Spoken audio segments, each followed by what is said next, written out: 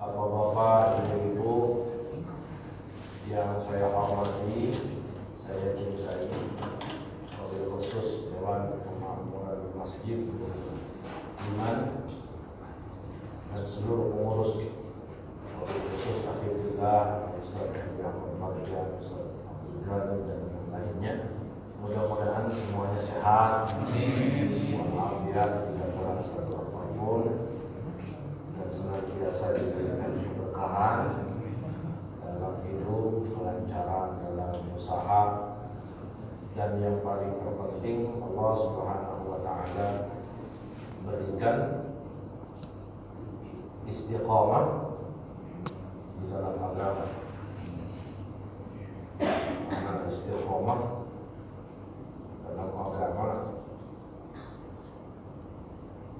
ini amat penting, apalagi kita berada di ujung-ujung umur dunia atau ada di akhir zaman yang fitnahnya itu seperti potongan gelap atau seperti malam gelap gulita. Apa maknanya? Ya, maknanya kita nggak bisa kemana-mana kalau gelap.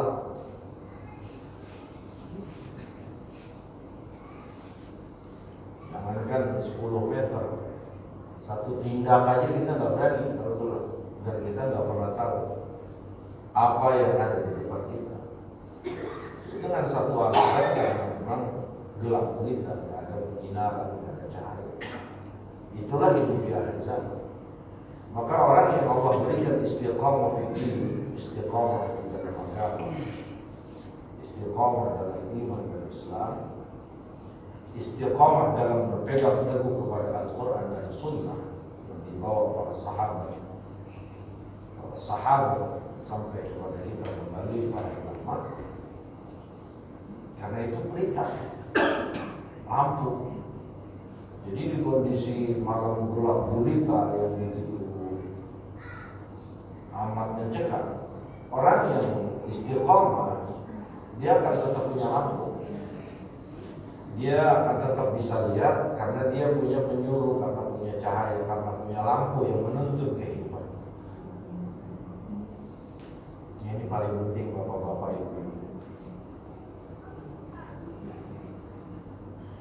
Dan janji Allah, alladzina qalu rabbuna Allah tsumma istaqamu tatanazzalu 'alaihimul malaikatu alla takhafu wa la tahzanu. Jadi di tengah orang gelisah, di tengah orang ketakutan, di tengah orang sedih, orang yang istiqomah dalam agama itu selalu diberikan backup oleh Allah untuk tidak sedih yang berkepanjangan, tidak takut yang berkepanjangan. Insya Allah ini adalah orang yang istiqomah. Maka mudah-mudahan setelah Allah berikan umur panjang, sehat walafiat, juga Allah berikan nikmat yang luar biasa. Dan yang itu tadi kita mohon agar Allah istiqomahkan kita dalam agama. Amin ya Allah ya Rabbal Alamin. Salawat beserta salam tak lupa kita sampaikan kepada junjungan kita Nabi Muhammad SAW.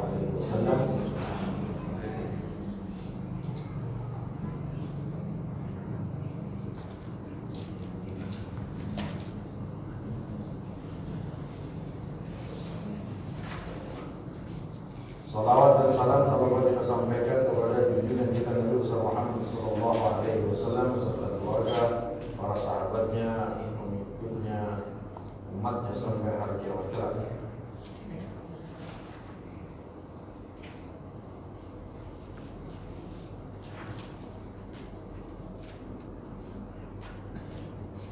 Nah, pada kesempatan ini kita akan mulai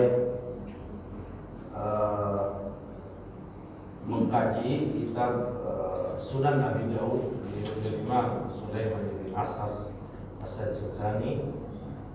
Beliau adalah salah satu muhaddisul Basrah, hadis kota Basrah yang ada di Irak, dan salah satu muridnya Imam Ahmad bin Hanbal, dan salah satu gurunya Imam Tirmizi dan Imam Nasai. Jadi Sunan Abi Dawud ini dengan izin Allah saya pernah membaca dan pernah mengkajinya dan ngajinya langsung. Itu di tahun 1995-an dengan salah satu guru kami, Syekh Ubaidillah Al-Jalil Ibrahim, dan insya Allah saat itu sampai khatam. Saya baca buku ini dengan beberapa kawan saya, beberapa murid beliau di tahun 1995. Dan insya Allah dengan izin Allah, ilmu dari Allah, kekuatan dari Allah, mulai malam ini kita akan mengkaji kitab Sunan Abi Dawud. Bismillahirrahmanirrahim. Warahmatullahi taala wabarakatuh. Kitab Taharah pada Imam Abu Dawud Sulaiman bin As'as As-Sajjatani, Kitab Taharah.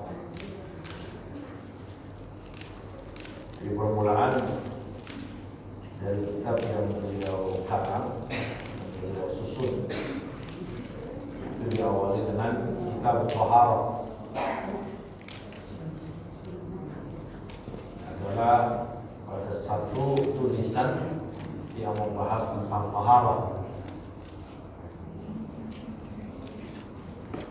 Bab takhalli 'inda qada'il hajah. Satu bab yang menerangkan tentang at-takhalli 'inda qada'il hajah.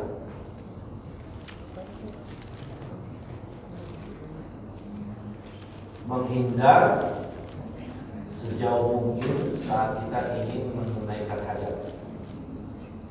Ai hada bab at-takhalli 'anil nas 'inda qada'il ghaib wal murad bi-takhalli at-tafarrud. Satu bab yang menerangkan untuk menyendiri pada saat kita ingin menunaikan qada'ul hajah, menunaikan buang air besar. Haddatsana Abdullah bin Maslamah ibni Qanabi al-Qanabi. Haddatsana Abdul Aziz yani ibn Muhammad an Muhammad yani ibn Amr an Abi Salamah an al-Mughirah bin Syu'bah an Nabi sallallahu alaihi wasallam kana idza dhahaba al-madhhab 'ab'an. Ini termasuk salah satu akhlak atau etika yang diajarkan Islam kita, yang langsung dicontohkan oleh Nabi sallallahu alaihi wasallam saat kita ingin buang air kecil atau ingin buang air besar. Jadi dalam satu riwayat dari Abdullah bin Maslamah bahwa Nabi sallallahu alaihi wasallam, kata Mughirah bin Syu'bah, Nabi itu kalau sedang ingin menunaikan buang air kecil atau buang air besar, itu Nabi pergi sejauh mungkin dari pandangan orang. Nah ini kalau kebetulan buang air kecil atau buang air besarnya itu di tanah lapang. Di zaman dulu itu belum ada kayak kita kamar mandi. Nah kalau sekarang ini luar biasa ya, nikmat dari Allah, kita sudah diberikan yang amat memudahkan, aman, dan dipastikan aurat kita terjaga. Karena kenapa Nabi lakukan ini? Yang pertama, agar aurat kita itu terpelihara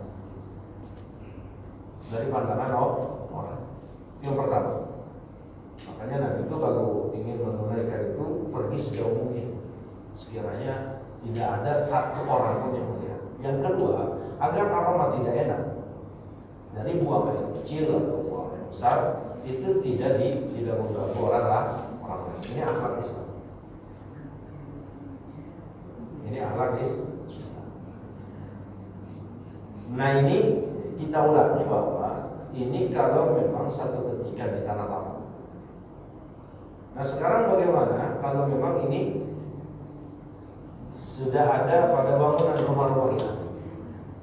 Nah maka penutupan yang dibuat pada kamar mandi kita ini sudah cukup, artinya akan menutupi pandangan orang untuk bisa melihat aurat kita.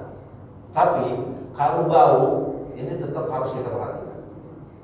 Karena alasan Sayyidina Muhammad SAW jauh, yang pertama terlepas dari pandangan orang, yang kedua juga aromanya tidak mengganggu orang lain.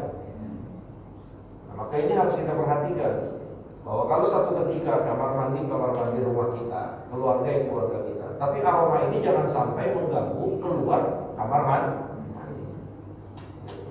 Maka kalau nggak bisa dirapetin kamar mandi.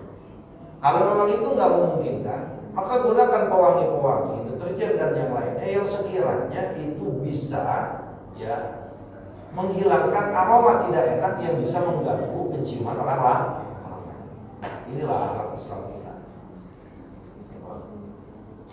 Inilah kesempurnaan Islam kita yang Allah Subhanahu wa taala turunkan kepada Nabi kita Muhammad SAW. Urusan buang air hajat saja itu diatur serapi dan sesempurna.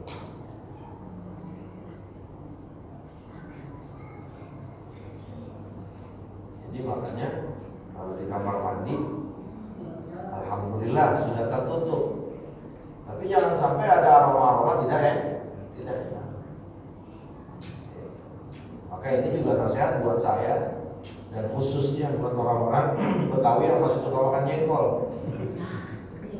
Benar gak? Kadang-kadang kita suka lalai itu. Kalau kamar mandi zaman sekarang yang punya bapak-bapak, punya ibu-ibu aman karena keramiknya udah cakep. Kalau kalau model kamar mandi zaman dulu nggak bisa. Yang bukan marmernya, yang batunya itu masih nyetor. Jadi kalau habis makan jengkol pasti ketahuan. Kita mau bohong bagaimana juga, lu makan jengkol, kencing lu bau. Jadi kalau Islam ini luar biasa. Selain memang untuk memelihara aurat kita dari pandangan orang, karena melihat aurat itu secara hukum haram. Dan yang kedua, agar aroma ini tidak mengganggu yang lain.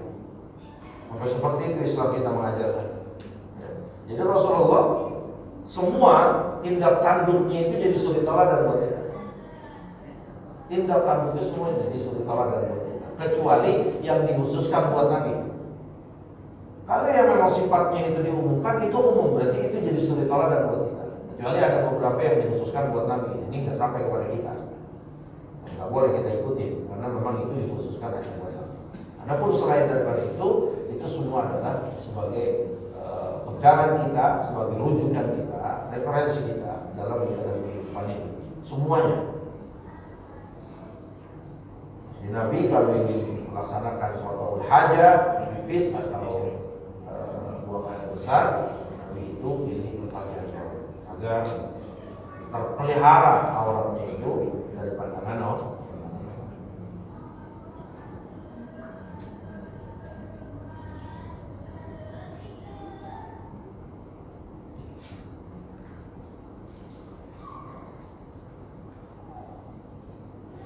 Dalam sebuah riwayat yang lain, hadatsana Musaddad bin Musarhad, hadatsana Isa bin Yunus, akhbarana Ismail bin Abdul Malik, an Abi Zubair an Jabir bin Abdullah, an Nabi sallallahu alaihi wasallam kana idza arada al-baraza intalaqa hatta la yarahu ahadun.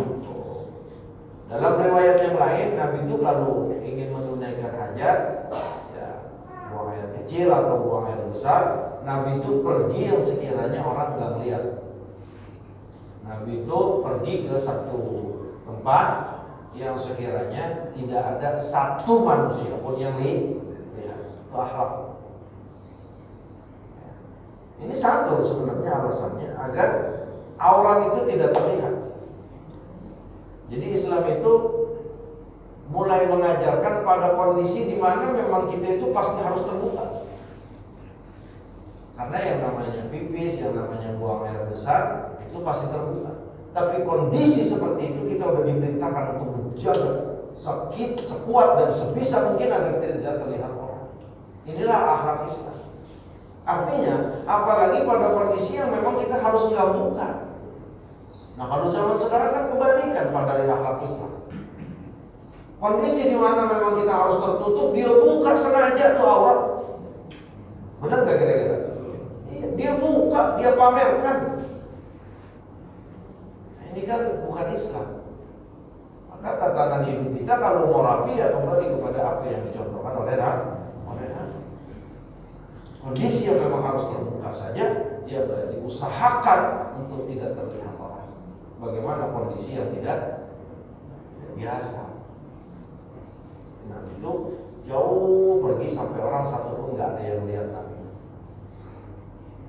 Lihat nah. Makanya kalau satu ketika Nabi memang harus qada'ul hajah, pipis atau buang air besar, sementara tidak ada tempat yang jauh, hanya pepohonan-pepohonan, itu langsung dalam beberapa riwayat sampai kepada kita. Itu pohonan dan batu itu langsung bergerak menutupi Nabi. Jadi pohonan-pohonan yang ada itu langsung secara otomatis Allah perintahkan itu menutupi Nabi sampai tidak ada seorang pun yang melihat Nabi. Cuman kali itu kan khususiyat.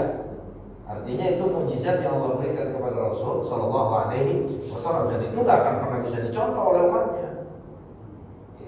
Yang bisa dicontoh yang seperti ini. Artinya apa? Kalau kita ingin buang air kecil atau buang air besar, pastikan tempat yang jauh yang tidak terlihat orang. Kalau satu ketika kita sedang safar, ya di tanah lapang atau ya di rumputan atau yang lainnya, usahakan sejauh mungkin ya kita pergi yang sekiranya tidak dilihat oleh salah seorang pun awal kita. Itulah yang dicontohkan Nabi kita Muhammad SAW. Nah selanjutnya etika juga akhlak. Bab ar-rajul yatabawa li bawlihi. Satu bab yang menerangkan tempat yang memang digunakan untuk pipis. Ay yattakhazu li bawlihi makanan, yattakhizu li bawlihi makanan sahlan li'alla yarji'a ilaihi rasyasul bawl. Ini luar biasa. Bab yang kedua ini yang menerangkan hendaknya seseorang memilih tempat yang lembut, yang menyerap pada saat kita ingin pipis. Itu dicontohkan dan diajarkan dalam Islam kita oleh Nabi kita Muhammad sallallahu alaihi wasallam. Hadatsana Musa bin Ismail, hadatsana Hammad, akhbarana Abu Tayyar, qala hadatsani Syekh qala lamma qadima Abdullah bin Abbas al-Basra فكان يحدث عن أبي موسى فكتب عبد الله إلى أبي موسى يسأله عن أشياء فكتب إليه أبو موسى إني كنت مع رسول الله صلى الله عليه وسلم ذات يوم فأراد أن يقول فأتى دمتا في أصل جدار فقال ثم قال صلى الله عليه وسلم إذا أراد أحدكم أن يبول فليرتد لبوله موضعا. Ini luar biasa. Jadi kata Sayyidina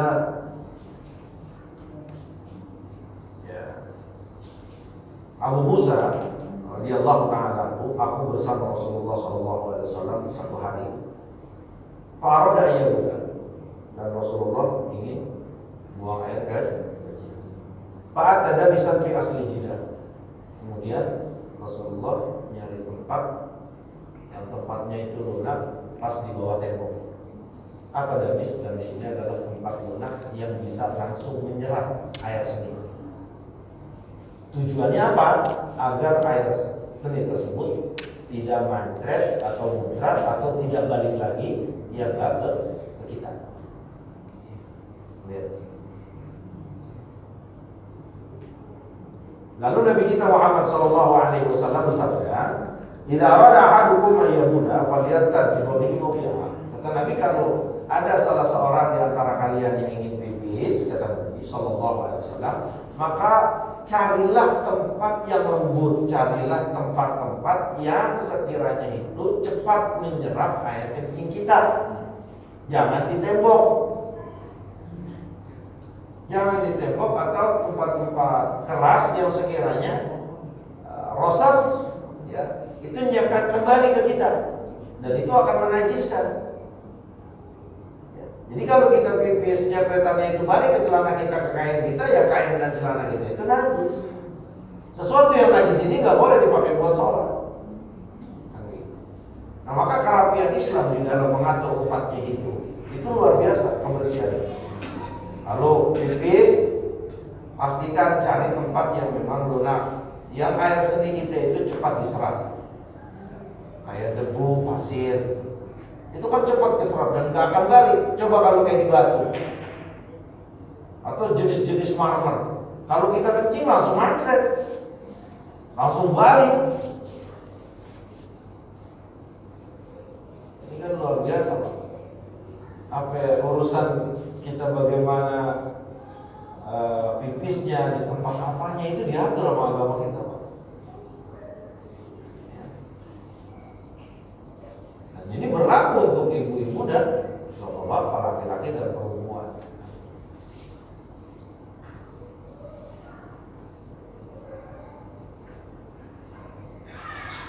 Lihat lu boleh taharra makanan layyina.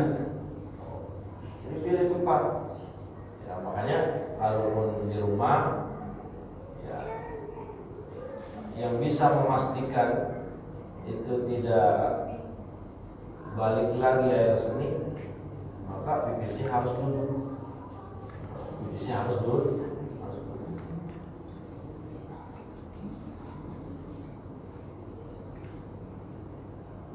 Tapi kalau di mana-mana, carilah tempat-tempat yang memang cepat meresapi pipis biar tidak macet kembali dengan ke kita air seni tersebut. Bab ma yaqulu ar-rajul idza dakhala al-khala'. Satu bab yang menerangkan apa yang harus diucapkan, ya, laki-laki dan perempuan saat masuk kamar mandi. Wa huwa mawdi'u qada'il hajah ay idza arada al-dukhul.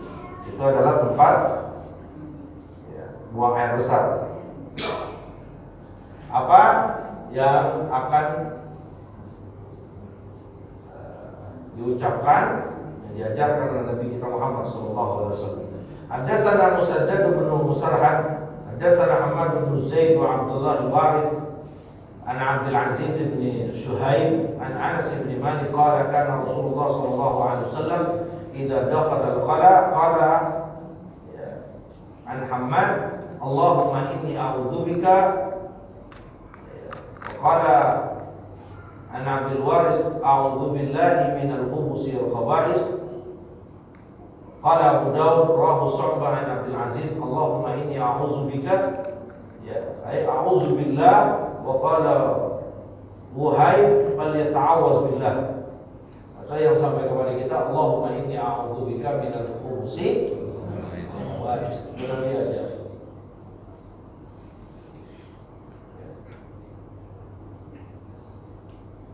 Jadi kalau mau kamar mandi yang Nabi ajarkan doanya seperti itu, jangan ditinggal. Bismillah sebelum masuk. Sebelum masuk kita baca bismillah, a'udzubika atau a'udzubillahi minal khubuthi wal khaba'is atau a'udzubika, ya, minal khubuthi wal khaba'is. Itu yang diajarkan. Makanya anak-anak kita ini juga udah hafal, kita juga udah luar biasa, tinggal ngamalinnya aja. Sebelum masuk baca ini, nah saat sudah selesai baca doa tersebut, maka dahulukan kaki kiri. Ada apa? Kenapa? Kalau ingin lebih dalam lagi kajian, Bapak bisa tambah. Kenapa harus kaki kiri? Kan, kenapa keluar dari kamar mandi harus kaki kanan? Itu dari segi kedokterannya pastinya ada. Karena Islam kita tidak akan memerintahkan satu perintah kecuali di situ memiliki manfaat yang besar untuk kita dunia dan akhirat. Dan kalau kita agak gelap, itu bisa kita telusuri sekarang. Fasilitas-fasilitas makin Allah kumpulkan dengan Allah berikan teknologi yang begitu canggih. Periksa aja Pak, lihat di Google. Kenapa harus kaki kiri? Itu kajian sudah banyak yang dilakukan oleh orang-orang Muslim, dokter-dokter, profesor Muslim, dokter-dokter, profesor non Muslim pun sudah mengkaji bahwa sebuah kebenaran itu ada pada ajaran yang dibawa oleh Nabi kita Muhammad SAW.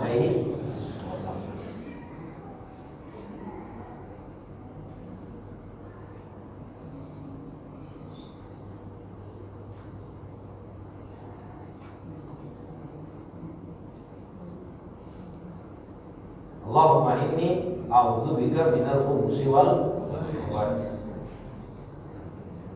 Dari setan laki-laki dan perempuan, dari segala jenis kejahatan, kefahisan, ya, apapun bentuk kemaksiatan dari setan laki-laki yang akan bisa menjerumuskan kita kepada sebuah kemaksiatan.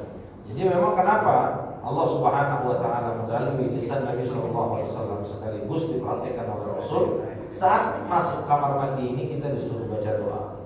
Mengingat memang kamar mandi ini, tempat buang air ini itu adalah tempat kotoran. Tempat kotoran itu identiknya dan biasanya itu betah bangsa-bangsa setan dan bangsa-bangsa jin. Kenapa memang? Karena satu makanan bangsa jin itu adalah kotoran. Maka jin itu akan betah di satu rumah yang kotor, yang kotor, yang banyak sampah, apalagi banyak tulang. Itu termasuk bikin betah bangsa jin. Jadi kamar mandi, ya, itu termasuk banyak jenis-jenis bangsa jin. Nah, cuma di sini kita bisa pastikan bahwa di situ bukan jin yang mukmin tapi jin yang kafir. Bukan jin yang taat sama Allah tapi jin-jin yang jahat. Makanya kita diperintahkan berlindung kepada Allah dari apa? Setan laki-laki dan perempuan yang mengganggu kita, ya, bisa maksiat kepada Allah. Yang bisa, ya, memberikan kepada kita was-was. Ada pikiran was-was pada hati kita. Itu termasuk misi setan yang ada di kamar mandi. Itu bikin was-was. Kadang-kadang kalau wudu udah sampai di kaki diraguin sama setan, kayaknya muka lu belum kena. Nah, itu termasuk was-was itu. Iya. Kadang-kadang udah keluar kamar mandi, kok kayaknya gua belum istinja ya. Nah, itu was-was. Atau kadang-kadang udah wudu, udah mau kelar di kaki, kok kayak ada yang keluar. Gitu kan, akhirnya buka lagi celana, cebok lagi, istinja lagi. Nah, itu salah satu was-was, ya, pengaruh daripada khubus setan laki-laki dan perempuan. Khubus itu. Nah, itu pentingnya, ya, kita doa. Nah, kembali lagi sampai seperti itu sayangnya Allah ya kepada kita agar kita tetap terlindungi dari hal-hal yang akan membuat kita susah, membuat kita berat, membuat kita was-was, membuat kita tidak tenang. Karena luar biasa capeknya kalau kita kena was-was. Nanti udah sholatnya kadang-kadang, kalau mungkin masih di kamar mandi, hampir selesai wudhu kita, kalau tahu kena was-was diulang muka masih di kamar mandi. Ini kadang-kadang udah sholat kita, Pak. Udah dapat 2 rakaat, tahu-tahu diwaswasin perut kita sama setan. Ya. Tahu-tahu berasa kayak ada yang keluar. Akhirnya apa? Ya, kita batalin sholat kita karena ngerasa kayaknya ada yang keluar. Maka Allah jaga hal tersebut agar itu tidak terjadi pada hambanya. Langsung dicontohkan oleh Sayyidina Muhammad. Nah, maka disuruhnya nggak ada yang bisa melawan setan, nggak ada yang bisa naklukin was-was segala apapun bentuk setan ya kecuali apa? Kita berlindung kepada Allah. Maka bahasanya Allahumma inni a'udzubika minal khubuthi wal khaba'ith. Berat, Pak. Oh, saya mah nggak apa-apa, aman aja sampai sekarang. Iya, Pak, sampai sekarang. Tapi besok-besok nggak tahu kita. Demi Allah itu ada orang yang kena was-was kamar mandi sampai sejam 2 jam, Pak. Nggak apa-apa. Hanya muka aja kadang-kadang setengah jam dia harus basuh muka. Nauzubillah ini jangan sampai.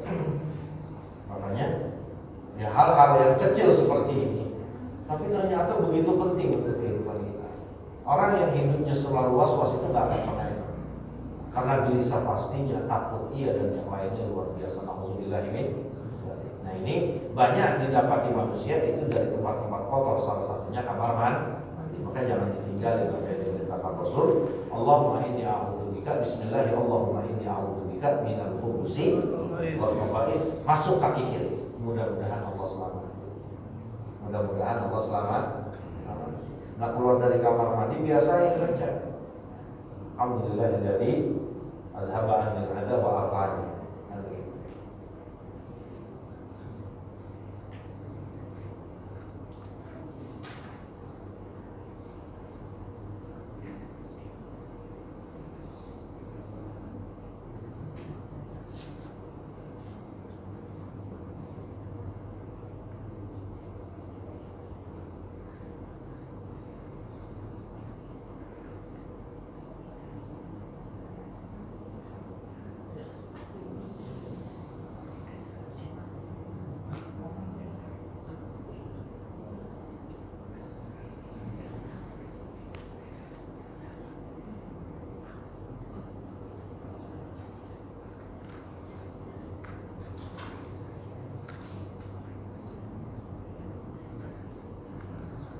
Hadatsana Amr bin Marzuq wallahu a'lam bis.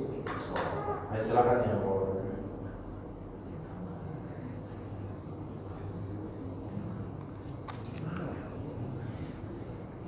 Ibu silakan bertanya, Bu.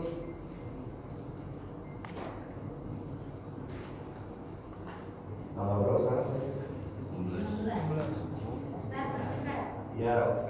Assalamualaikum warahmatullahi wabarakatuh. Waalaikumsalam warahmatullahi wabarakatuh.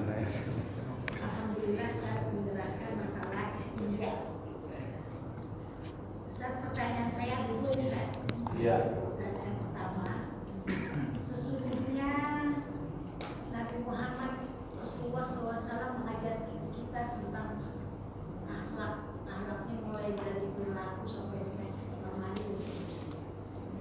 Pertanyaannya Ustaz, kalau kita pergi nggak usah jauh-jauh ke luar negeri atau ke Mekah atau kemana, karakteristik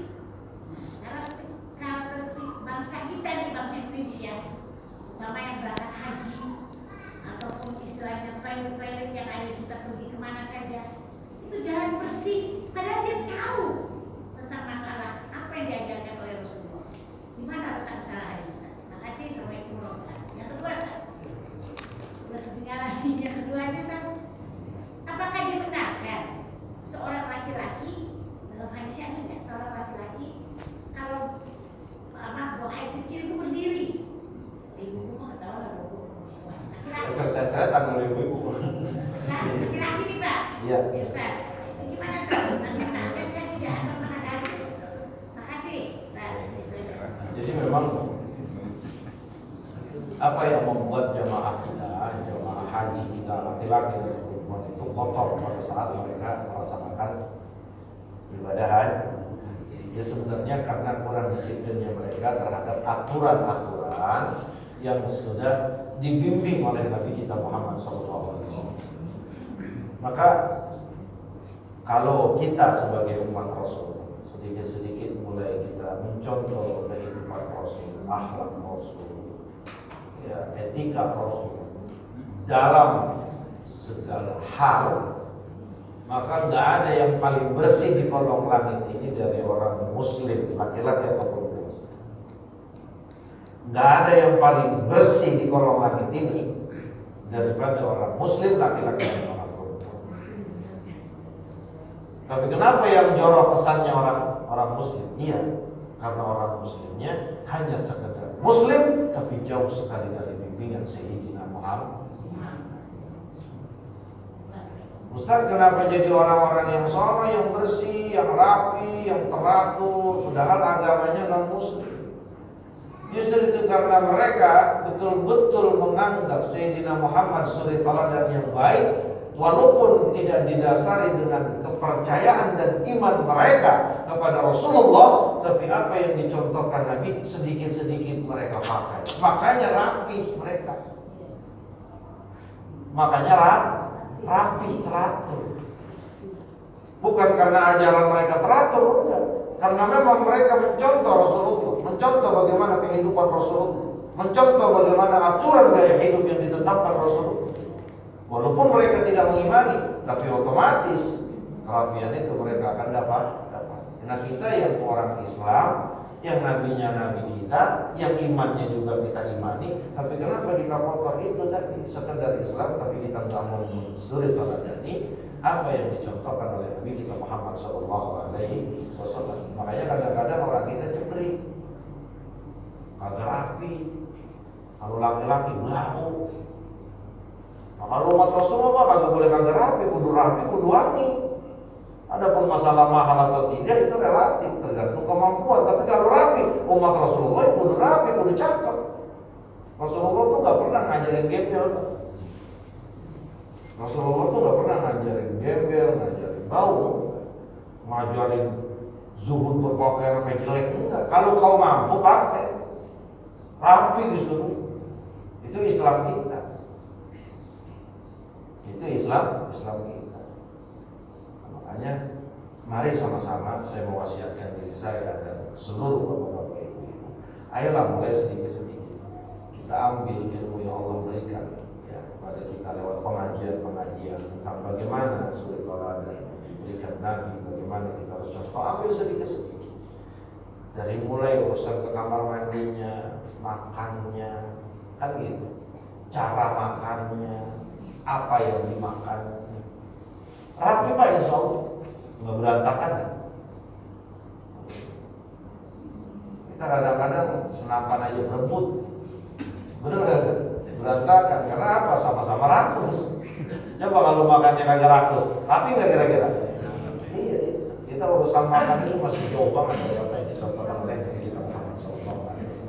Mudah-mudahan ya Bu, jamaah haji, umumnya kita semuanya kita bisa mencontoh Nabi sehingga bukan hanya Islam ya yang kita bawa sekedar kulitnya, tapi memang isinya benar-benar Islam. Makanya kadang-kadang orang non Muslim itu mereka tuh masuk Islamnya bukan melihat orang Islamnya. Kalau melihat orang Islamnya udah hancur semuanya, kacau semuanya. Mereka lihat dari apa?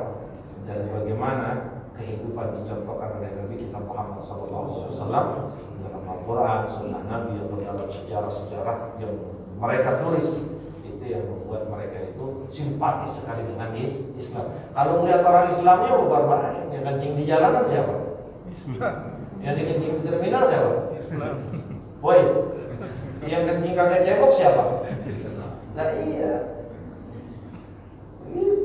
Yang masuk Masjidil Haram belum istrinya siapa? Kagak dia bisa masuk sana kecuali orang Islam. Makanya mudah-mudahan Allah berikan kesadaran kepada kita semua. Amin. Nah yang kedua Ibu, kalau perempuan memang duduk, laki boleh nggak diri kencing. Jadi secara aturan ini yang disebutkan oleh Al-Imam Nawawi dalam kitab Al-Majmu', Syarah Muhaddab fi Fiqh Imam Syafi'i,